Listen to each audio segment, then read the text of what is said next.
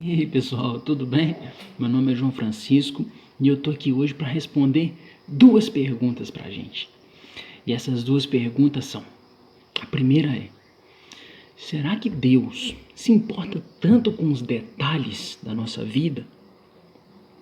E a segunda é: será que se Deus nos quer tão livres, por que é que Ele colocou tantas restrições pra gente?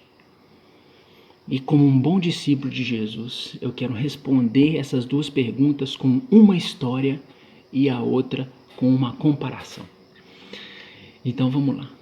Em 1962 ou 69, eu não sei, no ano que um homem pisou na Lua, havia um judeu, locutor de rádio e ateu nos Estados Unidos. Esse judeu chamou um rabino para fazer uma entrevista com ele na rádio. E chegando lá, esse locutor começou a perguntar para o rabino e dizer para ele, falou assim: olha, eu acho que a Torá ela não é relevante mais para os nossos dias. Para quem não sabe, a Torá são os 5 primeiros livros da Bíblia. Mas por quê? Perguntou o rabino.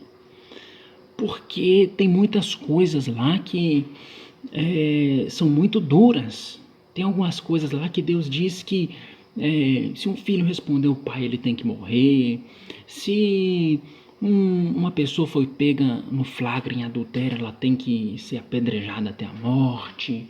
Tem muitas coisas que não cabem mais na nossa sociedade. E tem muitos e outra, tem tantos detalhes lá que devem ser cumpridos. Poxa, por que é que Deus, se Deus nos ama tanto, por que é que Ele não deixa a gente viver a nossa vida do jeito que a gente quer? Por que é que Ele impôs tudo aquilo sobre aquele povo? Por quê? E imagina, você está em rede nacional, estadual, municipal, que seja. A questão é, você está diante de um grande público e você é perguntado sobre um questionamento que é tão, assim, como é que eu posso dizer, tão requisitado nos nossos dias. É algo assim que todo mundo quer saber, que é uma polêmica, né? Isso é a palavra. É tão polêmico. E aquele rabino, eu imagino que ele respirou. Eu disse, meu Deus, o que é que eu vou falar agora para esse rapaz? Mas ele disse o seguinte, ele falou assim: olha, você tem que levar em consideração uma coisa. Na época, há 2000 anos atrás, quando Israel ainda tinha uma nação, quando a Torá foi dada para o homem, não sei se foi há 3000 anos atrás, 2500 anos, quando ela foi dada, para que uma pena de morte fosse executada, por exemplo, se fosse pego em adultério, os escritores do Talmud, eles relatam isso, eles dizem o seguinte: tinham leis, tinham algumas coisas que tinham que ser feitas para que uma pessoa realmente fosse levada à condenação da pena de morte. Se fosse pego em adultério, tinha que ser no flagra e ainda tinha que ter 2 ou 3 testemunhas no mínimo. E essas testemunhas não podiam ser nem amigos, nem parentes da vítima ou dos envolvidos ali, né? E então não era algo assim que acontecia. Nos relatos talmúdicos, o Talmud, para quem não sabe, é a história por trás da Bíblia. É como se a Bíblia fosse o resumo da história do povo judeu e o Talmud fosse o livro inteiro, entendeu? Então, nos relatos talmúdicos, essas histórias, essa condenação de pena de morte aconteceu mínimas, raras e raras vezes, porque era muito difícil chegar nesse mundo. Na mesma semana, o homem tinha pisado na Lua. E também naquela mesma semana, tinha a festa dos judeus da virada de ano. Não lembro se é Sukkot. E eu sei que eles armam tendas nas ruas.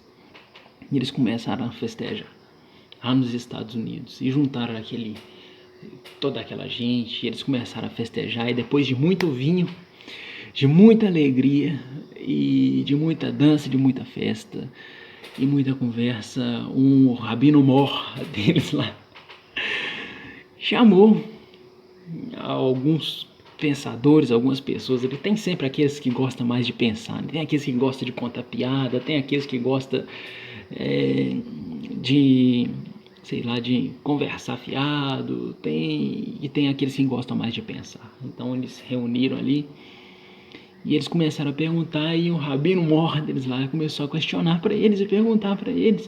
Falei assim: vocês viram aquele rabino que foi na rádio? Ouviram ele? E falei assim: a resposta que ele deu na rádio não foi ruim, mas eu acho que tinha uma resposta melhor. E aí eles sentaram e ele falou assim: vamos conversar aqui sobre isso. E começaram a conversar. E conversando sobre isso, ele explicou. Ele disse: essa semana um homem pisou na lua. E tem uma comparação muito grande com o que o homem fez ao ir para a lua e com a Torá tendo sido dada para o homem. E aquele rabino começou a explicar. A semelhança é a seguinte: para que um homem fosse para a lua, ele teve que ter todo um aparato de tecnologia, teve que ter toda uma preparação ali com os astronautas, ele teve que ter ali toda uma engenharia, um treinamento necessário, físico para os astronautas, toda ali ensinando para eles o que eles deveriam fazer em caso acontecesse isso, caso acontecesse aquilo. Agora imagine você estando já lá no espaço, você e mais uns 2 ou 3 ali, que foram treinados para aquela missão de chegar à Lua. Imagine você que um deles vire ali e fica com muita vontade de fumar. E ele vira e fala assim: olha, pense assim, o que os outros têm a ver com a minha vida? Eu vou fazer o que eu quero. Ninguém tem nada a ver com isso. E eu vou fazer o que eu quero mesmo. E ali ele acende o cigarrinho dele dentro da nave e começa a fumar o cigarrinho dele. Imagina o que aqueles outros astronautas não iam dizer para ele. Eles iam dizer: você tá louco, você não pode fumar aqui dentro, você sabe que tem essa norma, isso. Ele fala assim, ele virasse para eles e dissesse assim: mas eu faço o que eu quiser da minha vida. Mas a questão é o seguinte: o que os outros colegas iam dizer para ele. Assim: você não está colocando sua vida em risco, você está comprometendo a missão e você está comprometendo a vida dos seus companheiros também.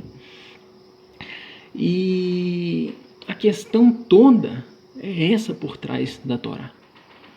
Todas aquelas minúcias ali. E atrás de cada minúcia daquela tem detalhes. E Deus colocou todos aqueles detalhes exatamente porque Ele gosta muito de você. E você não vai estar comprometendo só a sua vida. Você vai estar comprometendo a missão. E você vai estar comprometendo a missão de outros e a vida de outros. E então ele começa a reclamar ali. E você consegue compreender isso? A gente começa a entender que na vida as leis, a legislação, elas são para proteger o homem. Elas são para o bem dele. Toda lei, ela é regida por um princípio. E é o princípio por trás da lei, é o que Deus quer dizer com aquilo ali, que realmente importa.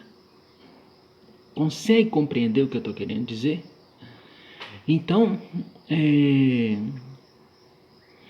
será? Agora vamos para a segunda pergunta.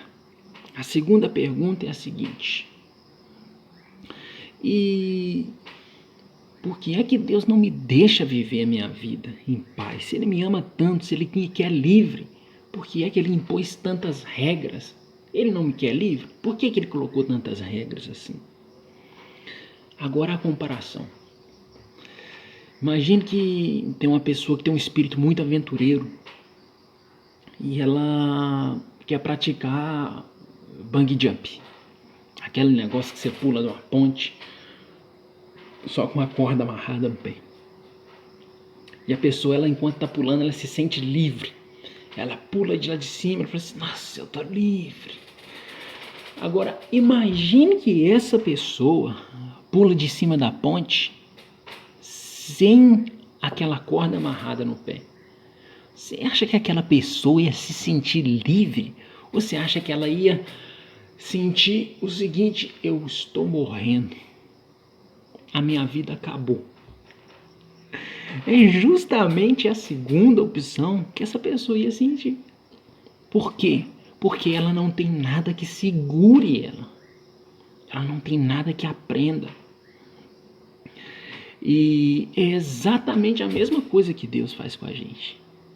Ele gosta tanto de você, mas tanto, que ele colocou um detalhezinho, uma leizinha atrás da outra, porque existem princípios por trás de cada leizinha daquela, justamente porque ele gosta muito de você e porque ele quer te ensinar tudo.